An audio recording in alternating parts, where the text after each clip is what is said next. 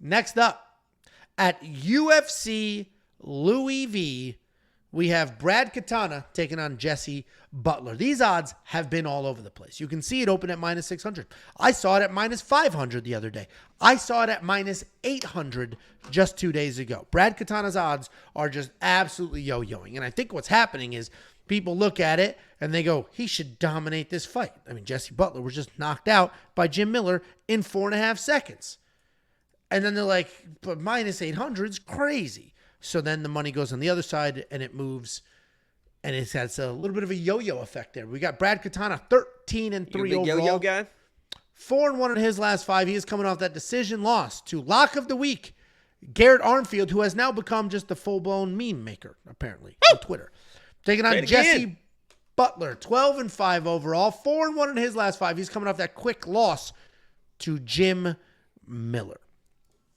Brad Katona does get respect, and the odds reflect that, but I think a lot of people are forgetting that he is a 2-time Ultimate Fighter winner. He won the most recent season of the Ultimate Fighter in a Fight of the Night War. And then if you go back a couple seasons, he won season 27 as well. So he's a 2-time Ultimate Fighter winner, and he actually submitted Bryce Mitchell. Brad Katona is a pretty decorated guy. Even his last fight, I think Garrett Armfield won that fight. Jacob obviously thinks that, but a lot of people don't. A lot of people think Brad won that fight. And Brad's a good fighter. Brad's a very good fighter. He doesn't necessarily have power, basically no power at all. But he's got good technical striking, fantastic cardio, and high fight IQ. He makes proper decisions in fights. If he's losing the striking exchanges, he will shoot. In that Garrett Armfield, he had 4 takedowns. And that's because Garrett Armfield was in his face, just kept moving forward, kept throwing strikes, and Brad's like, let me wrestle. So he had 4 takedowns in that fight. So high fight IQ guy that has had, honestly, some pretty solid success so far in the UFC, taking on Jesse Butler. Jesse Butler made his UFC debut on short notice and just was absolutely sparked. But doing the research, you'll see that he's a grappler, decent takedowns. Terrible takedown defense. When he's striking, he likes to move forward. He will bomb away. There's not really much technique there, but he's not afraid of a firefight. He's not soft. He's not a coward. Ultimately, he did get that UFC contract for the short notice step up, and this is their like, okay, here's your second fight. First one doesn't count. Here's the second one.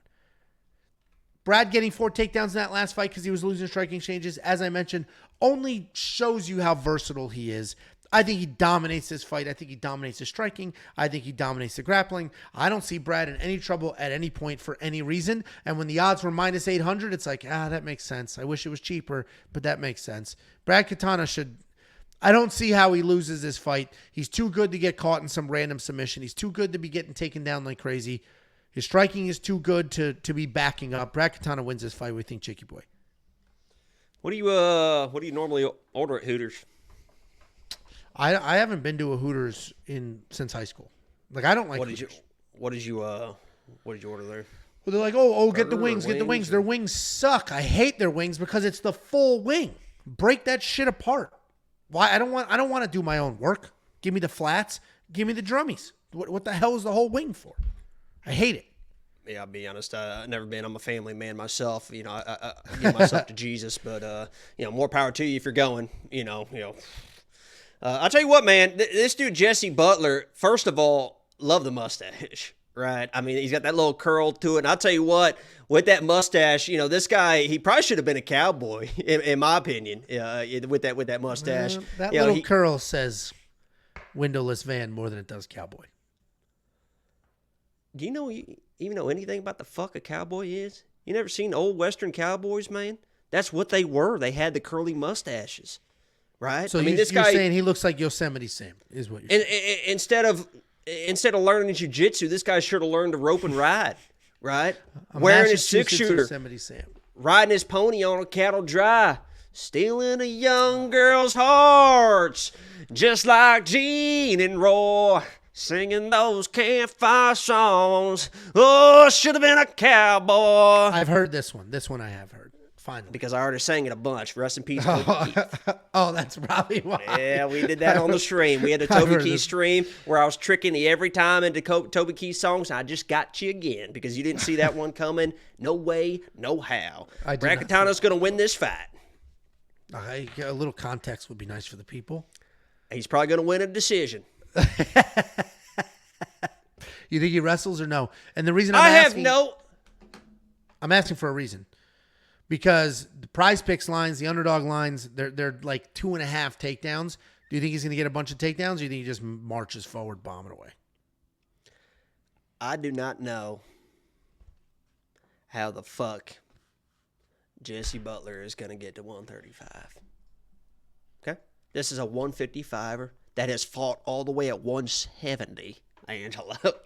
170, Angelo. Now he's going to go to 135. I don't think he's ever fought at 145 in his life. He's jumping down 20 pounds to 135. This guy's going to be a fucking skeleton on Friday. I can't wait for the commentary from Minty Betts come Friday about his physique when he's up on that scale. Check in the post-weigh-in show. Minty Betts, how we doing?